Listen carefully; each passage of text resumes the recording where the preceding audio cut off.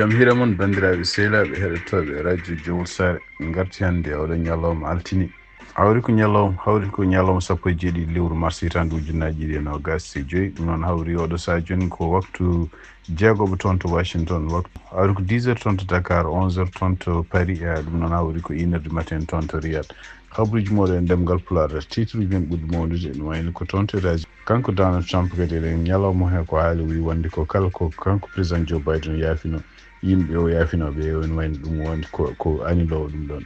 ma en ƴeew holko woni sababu ko wiri noon hande toon to Washington on laamo kanko Donald Trump tini haareji hakkude makko e ñaawoɓe en ƴeew kadi haareji mo hakkude États-Unis o ɗum noon jabodiral hakkude kanko député mo France e kanko kadi joguiɗo konngol toon to Maison Blanche en ƴeew kadi hono États-Unis hol peeje ɗe jogui ko fate jamno artiri toon to Ukraine ɗum noon en ɗamina ko ñalawma janggo talata kanko Donald Trump mo jokkodiri e Putin par téléphone ɓe ƴeewa kadi holko ɓe kaldata ko ɗum woni titre men ɓuuri monde ɗo journal ma en gartide suuji muɗum joni bandiraɓe sehlaɓe heɗotoɓe radio jowol sare jaam hiira ko siftin ɗon tan ɗeɗo balɗe tati ɓenni ɗum noon gila aljuma ha yetten ma hanki jamma ko tuɓoji goni ko ɓuuri hewde leyɗe États-Unis oɗo saha joni ɓe mbi kene wona 42 neɗɗo maayi hen donc ƴiwonde ardi ko keneli kewɗi dole ko jiida e bonandeji ene wayno ko yimɓe canki men donc ɗum noon ko toon to Texas, Mississippi, Missouri ha yetten ma ɗo e Ohio donc oɗo saha joni ɓe mbi wona kene wona 42 neɗɗo maayi hen e kadi galleji e nokkuji écolaji galleji julteɗi kewɗi woni hen ɗum noon tugnade surtout ene kanko gouverneur mo Mississippi biyeteɗo Ted Reeves o wi wonde ko ene wayno ko toon tan to Mississippi yimɓe jeegom maayi hen toon to Missouri kañumne wi wonde kan won hay ko famɗi fof sappo e ɗiɗo neɗɗo maayi hen eyi ɗum noon kadi wayno yimɓe gaño wahi oɗo saha joni ene wayno koɓe kulli tentini yimɓe toon to Florida ene wayno ko hendu ndu kadi ma fuɗɗir toon ɗum noon hendu ndu kadi arduno koye jangol hanki jamma yettinama 0 degré ɗo e Cincinnati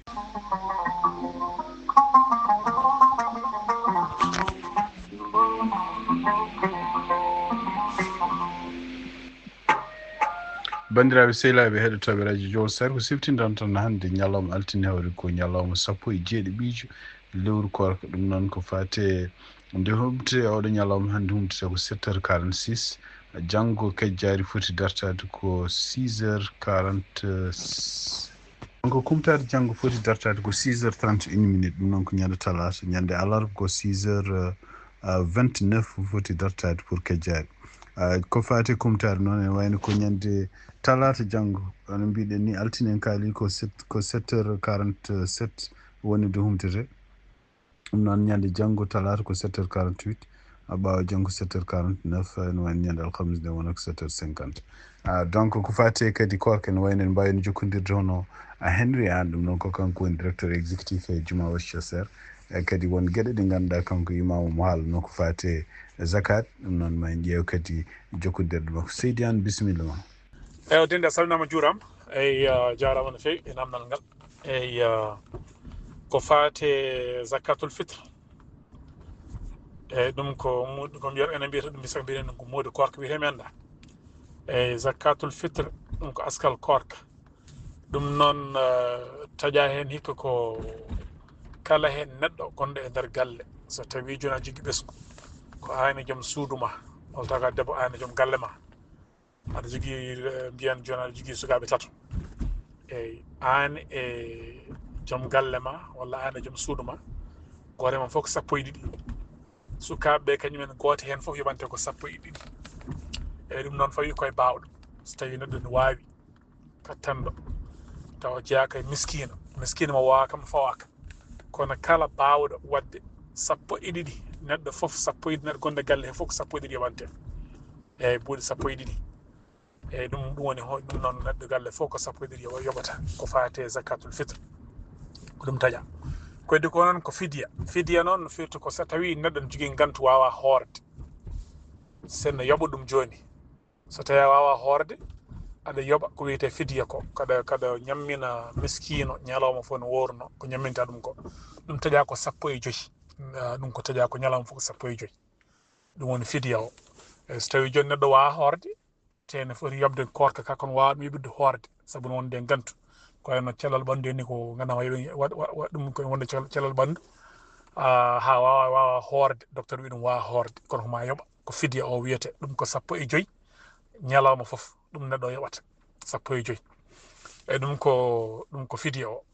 e ko faati noon zakatul mal ɗum ko askal kala ko joguiɗa ko moftuɗa hitande fof no worno mbiyen joni korka ha korka arti ko moftuɗa guila goo korka ha joni timmi ujunnaji jeenayyi ko mbiyata ko 3 ounces of gold ɗum ko so tawi wattama e kalis ɗum hawri ko e ujunnaji jeenayyi saɗa mofti e compte ma ujunnaji jeenayyi ɗum ko ngaluma aɓe wiya hen ya waɗi hen temedere foof ɗiɗi e feccere muɗum joɓa ɗum hen kala hen temedere joɓa hen buuɗi ɗiɗi e feccere fami 2.5% e temedere hen foof ko ɗum woni ko yamirako e ɗum noon ko ɗum woni noon jaabugol namde nde ɗum noon a jarama Seydou Touré jarama no fewi seydi an a jarama no fewi ɗum noon ma en jokkodire ma kadi hawnaki so tawi en jogui namde goɗɗe gummiɗe kadi e yimɓe heɗotoɓe radio Djowol Sare a jarama.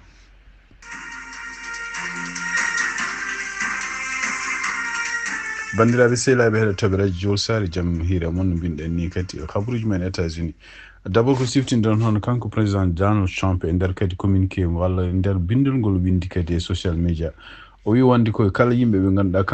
kanko ancien président Joe Biden o yaafinomo ɗumen haade makko yaltude laamu ɗum noon ko constitution rokkunomo ɗum ɗon yowat ɓeɗon pardon o wi ɗum noon ene wayno ɓeɗon yafnoɓe hen doole hen ko tawde wona kanko signini ɗum ko signature automatique o wi ɗum ɗon wona hunde wonde valide ɗum noon kanko Donald Trump haali ɗum o wi wonde ne wayno ko ɓeɗon yimɓe ɓe inde men binda hen ɓe fof firti tan ko machine wonno kañum wonno ɗon président wona kanko président Joe Biden wonno ɗon firti wonde ko kanko ancien président Joe Biden o andano ko waɗata ko hen pour surtout nanggude ɓeɗo e ko bandiji omo waɗa ɗumen omo rokka ɗumen omo yaafo ɗumen siftinde tan e ɓeɗon yimɓe haalateɓe hono kanko gonnoɗo chef d' état major des armées hono général Mark Milley e kanko kadi gonnoɗo kañum hoore mum gaddinoɗo ko fate campagne covid toon to maison blanche hono docteur Anthony Fauci e kanko kadi e yimɓe woɗɓe kadi taw ko en teskita hen hono kanko jeeyaɗo toon to Wyoming hono sénatrice walla ancienne représentative Lisa Cheney ɓeɗo fof ko yimɓe hewɓe ganduɗa jeenoɓe kanko ancien président Joe Biden o yaafino ɗumen surtout wiide wonde ko so tawi so oppi laamu hawnaki so tawi kanko Donald Trump so ari omo wawi portude ɓeɗon plainte ɗum noon ko ɗum woni ko ene wayni ko oɗo saaha joni hono kanko Donald Trump o wi ɓeɗon liste signiraɓe taw ko wona kanko signi ɗum kanko Joe Biden signini ɗum ko signature automatique o wi ɗum ɗon ene wayno ko wona valide ɗum noon ene wayno ko ene wayno kadi o ummini haade kadi no ganduɗa enne jogorani gasde tawde ko tribunal uji ma jante en hande toon to Washington hono démocrate en sénateur uji démocrate uji tati ene wayno bindi lettere faade kanko gardiɗo ministére de la justice hono Pam Bondi ɗum noon ko ɓeeɗo hono kanko sénateur biyeteɗo Chris Van Hollen Richard Blumenthal e sénatrice Elizabeth Warren ɓe bindi lettre faade Pam Bondi pour wiide wonde ko alay saago ƴeewa wonde wadde enquête hono kanko Elon Musk est ce que ala conflit ko mbiyata intérêt ko fate ene gueɗe ɗe ganduɗa en oɗo saha joni tawde o dañi contrat walla contrat gonnoɗo hakkude FAA goomu toppitide ko fate kisal avion ngaji walla weeyo États-Unis contrat joguino ko hakkude muɗum e Verizon pour ko fate en no avion ngaji juroto dirta tawde Elon Musk kañum hoɗo mo wi systéme muɗum Starlink kadi ɓe bindi lettre goɗɗo kadi fate Suzy Wiles ko kañum woni toppitiɗo mawɗo chef personnel ton maison blanche donc ɓe mbi lettre oɗo kadi ɓe no wayno ko sénateur uji goɗɗi ñantemaɓe biyete Jeff Merkley jeeyaɗo toon to Oregon congressman goɗɗo jeeyaɗo toon to Maryland biyete Jamie Raskin ɓe bindi oɗo lettre fade oɗo en toppitiɗo ko fate mawɗo personnel toon to maison blanche pour kañum hoore mum ballani wonde ko alay saago enquête waɗe ko fate en gueɗe Elon Musk waɗata surtout ko fate FAA donc ɗum woni ko haareji woni wayno oɗo saha joni goni toon to congrès hakkude mabɓe kamɓe démocrate en e kamɓe républicain ji ko jiida ɗum ɗon en wayni ko haralaɓe ko fati économie en wayno woɗo so junen continue en dentini wonde ko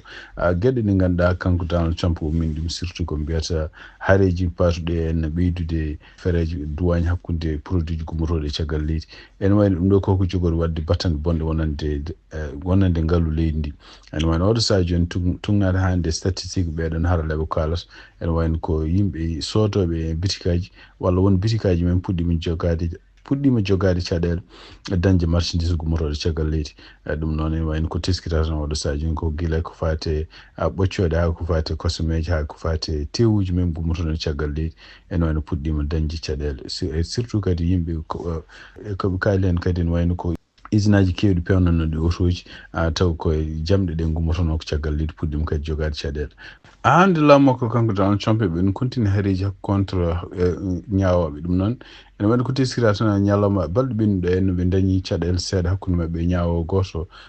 taw ko ñawowo fédéral gonɗo toon to Washington biyeteɗo James Busberg kañum hoore mum nde wonno ko mbiyata hearing ɗum noon ko heɗade hono kamɓe avocat ji mabɓe kamɓe laamu e avocat ji kadi yimɓe hewɓe taw ko nangganoɓe taw ko Venezuela naɓe nangganoɓe ko enen ponno déportede toon to Salvador tugnade hande calendrier dokkaɗo ɗo en wayno ko kanko fuɗɗi oɗo entretien ko hedde 5 heures kikiɗe ñande 15 lewru mars ɗum noon en wayno ko caggal muɗum 15 lewru mars ɗum noon hawruno ko samedi tugnade e ko CNN report donc ɓe mbi en hedde 5 heures 22 ene wayno ko kanko ñawo dartini ñawore nde sibaɓe ƴefta pofto seeɗa 5 heures 26 ɓe mbi ko hedde 5 heures 26 avion gadano baɗɗo Venezuela naɓe diwi toon to aéroport gonɗo toon to Harlem ɗum noon ko toon to Texas faade toon to Salvador caggal muɗum 5 heures 45 avion goɗɗo kañum diwi toon ummade o même aéroport faade toon to Salvador ɓe mbiya 6 heures ko nden woni kanko juge nde o arti nde noon en wayno ko hakkude 6 heures 45 e 6 heures 48 kanko juge o ene wayno waɗi yamirore nde kadi ko konngol makko e kadi yamirore nde o windi wonde ko département justice mo leydi ndi yo dartin o haalde avocat ji muɗum o wi ɓe dartin kala avion ngaji ɗi diwɗi déjà ɗi jettaki to panoto yeno duttoto garta kala avion ngaji ponnoɗi diwde tawde nayi ko ɓeɗo yimɓe ɓe ganduɗa en koɓe mbiyata ko bandiji jeeyaɓe toon Venezuela e kadi ko noon ko tawde ko yimɓe portuɓe plante ɓen potani ni yaltude leydi ha affaire mumen gasa ko wawi wonde fof ene wayni ko kanko juge o waɗi nden yamira tuggi hakkude 6 heures 45 e 6 heures 48 kono e nder 7 heures 26 ene wayno ko kanko juge o yamirore makko ko nden woni de posta gouvernement fédéral ko mbiyata dak maɓɓe ɗiɗo avion ngaji guiɗinoɗe yaade ɗi jeehi kono en wayno 7 heures 36 kadi ɓe continue kamɓe laamu ngu neddude avion ngaji goɗɗi ummade même aéroport faade to Salvador 7 heures 37 kadi avion goɗɗo yeehi ummade même aéroport Harlingen même jour kadi oɗon jamma kadi 8 minutes avion goɗɗo kadi yeehi ene wayno kadi avion ngaji tati caggal muɗum gummima toon hen avion ummi ko 9 heures 52 o e ko 11 heures 37 o e ko minuit taw ɓenni 21 minutes ɗiɗo fof pay ko toon to Salvador taw ko prisonnier ji Venezuela naɓe ɗum ɗon noon e tugnade hande konngude gummiɗi toon to suudu ñawore kanko oɗon juge ɓe wonde ko kamɓe laamu ngu ene wayno ɓe ɗoftaki haalluji ɓeɗo ñawoɓe ɗum noon ko hunde nde ganduɗa ene kanko gouvernement makko kanko Donald Trump guila e vice président makko ha e kanko gardinaɗo on yaltinde yimɓe ɓe ganduɗa ɓe ngala kayitaji leydi ndi hono kanko biyete Tom Homan o mbi wonde ko ɓe gonda ko kamɓe ko ñawoɓe kalata ɗum woni ko Amérique naaɓe cuɓiɓe yoɓe gardu leydi ndi donc ɗum ɓe mbaɗata pour hisnude leydi ndi ko wawi wonde fof ene wayno tugnade kadi habruji gummiɗi toon to El Salvador ɓe mbi wonde kene ɓuura temedde ɗiɗi neɗɗo yettima toon donc e tugnade konngol makko kanko gardiɗo leydi El Salvador Nayib Bukele o wi wonde ko ene wayno ko hande ɓe keeɓi en groupe ken wona 1,360 neɗɗo taw ɓeɗo fof jeeya koye organisation criminelle Venezuela naɓe biyeteɗo Tren de Aragua ene wayno ɓeɗo gaari leydi mabɓe ɓeɗo fof ene wayno ko e wiide makko kanko ɗo président Nayib o wiide ɓeɗo fof ene wayno oɗo saha joni transfert ama e centre mbiyata détention pour terroriste donc ko kaso gandaɗo kaso kulɓini ɗum o wi noon e wiide makko noon ɓeɗo fof ene wayno koko jogori wonde toon pour hitande ko coke toon caggal muɗum ene wawi kaso mum ene wawi renouvelede ɗum ɗo fof noon ari ko caggal nde nanodiral waɗa hakkude mabɓe kamɓe États-Unis e Salvador caggal nde jillumo ko kanko ministre pidigo fati affaires étrangères Marco Rubio ñande 3 lewru février toon to Salvador en wayno ko nguɗon jillu kadi ɓe mbawi nen signodirde ko fati henne kamɓe El Salvador e mbawa jaɓɓade kala criminel uji ɓe ganduɗa États-Unis ne itta toon to leydi muɗum surtout criminel uji ɓe mbiyata taw ko yimɓe ɓe ganduɗa jeeyaɓe toon to Venezuela oɗo kaso noon e wiide mabɓe kadi woni ko 75 kilométre hakkude muɗum e capital El Salvador ɗum ɗon noon ko hunde nde welani hono leydi Venezuela e ɗum noon tugnade konguɗi gomiɗo toon mbi wonde ko yimɓe mabɓe nangaɓe walla ittaɓe États-Unis nawɓe en Salvador ganduɗa ko crime mo ganduɗa ɗoftaki kala ko woni haqqille maade ɗum noon ene wayni ko kanko président parlement Venezuela kanko biyeteɗo George Rodriguez kanko haali ɗum o wi wonde ko kamɓe Venezuela maɓe ndenonsu kadi maɓe kala ko organisation ngaji international ɗum woni pour haaltude ɗeɗo gueɗe ko gueɗe ɗe ganduɗa henna ɗoftaki ko fati haqqille maade a siftinde tan ko kanko président Donald Trump e kadi e gueɗe ɗe waɗata ɗo saji surtout ko wayno juge ko wanno ɗum wadde intervention ene wayno ko hutori joni ko ñawore walla ko kuulal hutornogal guel hitande 1990 hunde ɗum noon ko wiide oɗon saaha kala yimɓe ɓe ganduɗa étranger ji wonɓe ɗo en taw ko noon mbiri ko criminel en ko añɓe États-Unis ko ɗum hutori ɗum ɗon noon so hutori ngal ɗon kuulal a ewɗum ngal ɗon kuulal firti komo wawi wadde o nangga mo wela foof o yaltinimo leydi ndi taw sohlani rawa ñawore donc ɗum woni oɗo saha joni en haareji mabɓe kadi kamɓe gouvernement makko kanko Donald Trump e yimɓe ɓe ganduɗa ko kañumen goni ñawoɓe kadi koko ɓeydi ɗum noon ene wayno ko kanko Donald Trump laamu makko ɓuuri hewde ɓe ƴefti won ministre uji makko oɗo saha joni ko yiɗɓe wiide wonde ko kañumen koko lundoto kala yimɓe ɓeɗo ñawoɓe ko kalata par ce que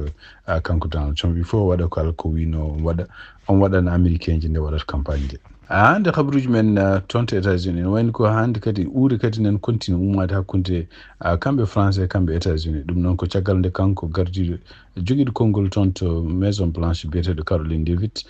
kanko Caroline Levitt e nder jaabugol ngol waɗi ɗum noon ko o jaabino ko député français goto biyeteɗo Raphaël Glucksmann nde oɗon haalno wonde ko ene wayno ko wiide wonde ko États-Unis tawde ne yiiɗi tawde États-Unis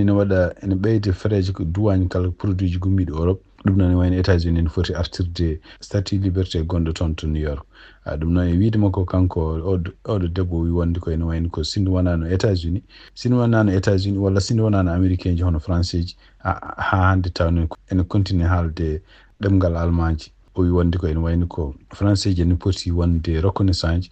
keftina wonde hol ballal américain ji balli ɗumen ha jogui indépendance o wi wonde ko sinno wonano kamɓe américain ji français ji hande français haalatake hande e France tawat ko allemagne goni toon ne kala ɗemgal mumen